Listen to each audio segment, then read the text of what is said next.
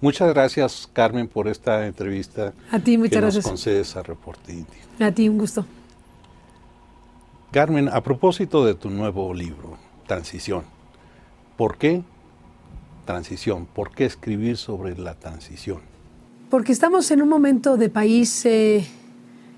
muy difícil, porque nos debemos preguntar qué pasó con México, porque debemos preguntarnos sobre este largo proceso al que le hemos llamado transición de un régimen autoritario a un régimen que pretendimos democrático, y nos tenemos que preguntar si lo logramos, si lo que hoy tenemos es realmente una vida democrática, y si es una vida democrática, ¿de qué calidad de vida democrática estamos hablando? Porque hay muchos signos altamente preocupantes que nos obligan a revisar este largo periodo que ha concluido en esta parte del proceso, en lo que hoy tenemos. Y lo que hoy tenemos no puede alegrarnos. Lo que hoy tenemos es un país que tiene varios trozos de Estado tomados o por poderes fácticos o por delincuencia organizada o por poderes que no representan directamente el interés de la sociedad. Tenemos un fenómeno de distribución del poder político que no ha sido el más democrático posible. Me refiero particularmente, por ejemplo, a lo que pasa con los gobernadores en el país. Vemos que el ejercicio de poder en los gobiernos de los estados es un ejercicio propio del régimen anterior, una especie, como diría Muñoz Ledo, de autoritarismo descentralizado, en donde la rendición de cuentas, en donde el dominio de los gobernadores hacia sus congresos, hacia los órganos que deberían ser autónomos de justicia o electorales, no ocurre como debería. Así que tenemos, por lo pronto, esos factores a los que hay que agregar situaciones muy delicadas también de toma de poder político de forma indebida. Me refiero, por ejemplo, a lo que es la representación social a la representación formal de la sociedad, por ejemplo, en el Congreso. Hoy México tiene una telebancada, por ejemplo. Por razones diversas se dio la circunstancia en donde la representación de la ciudadanía en una porción del Congreso no es cabal. Se dan fenómenos también muy preocupantes y muy claros a la vista de cualquiera que vea la televisión de una construcción de una candidatura presidencial en la figura de Peña Nieto desde la televisión. Hoy tenemos una popularidad al personaje más popular del país, si nos atenemos a las encuestas, cuya presencia pública deriva precisamente de una sobreexposición anómala en la televisión,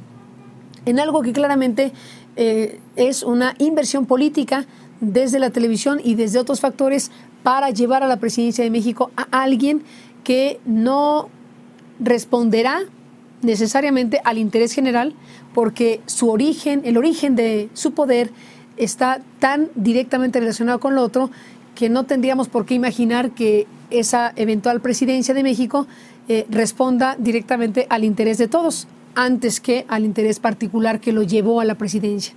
Entonces, en conjunto tenemos una serie de cosas muy delicadas que, si le sumamos una violencia como la que no ha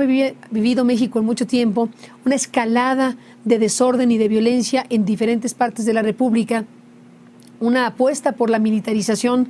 con todo lo que ello implica, pues en conjunto, más lo que le quieras agregar, tenemos un retrato de país muy preocupante. Y nos tenemos que preguntar qué le pasó a México. Y nos tenemos que preguntar qué sucedió para que lo que era una aspiración legítima de millones de personas de vivir una vida democrática no sucediera como muchos creíamos que podía suceder, después de momentos muy importantes de lucha política, de batalla de muchísimas personas para construir una democracia en México. Y creo que este libro, Transición, nos puede ayudar, espero que nos pueda ayudar a alimentar este debate necesario, a revisar lo que piensan y dicen 26 figuras de esta transición,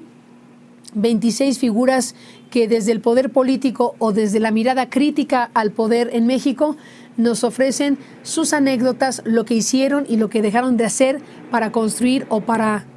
no construir una democracia en México. Entonces tienes la mezcla anecdótica de cosas tan importantes como 88, como 94, como 97, como 2000, como 2006 o 2009. Son las fechas claves que van siendo los motores principales de las conversaciones que sostenemos con estas 26 personas.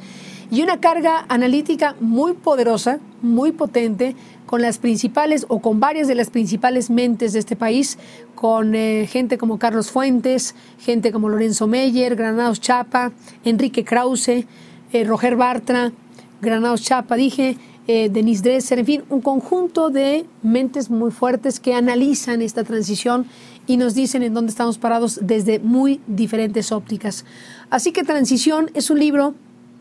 que acompaña estas entrevistas con esta intención y que va de la mano de un trabajo fotográfico de primera línea de Ricardo Trabulsi, que logra muy claramente retratar a estos personajes en su humanidad,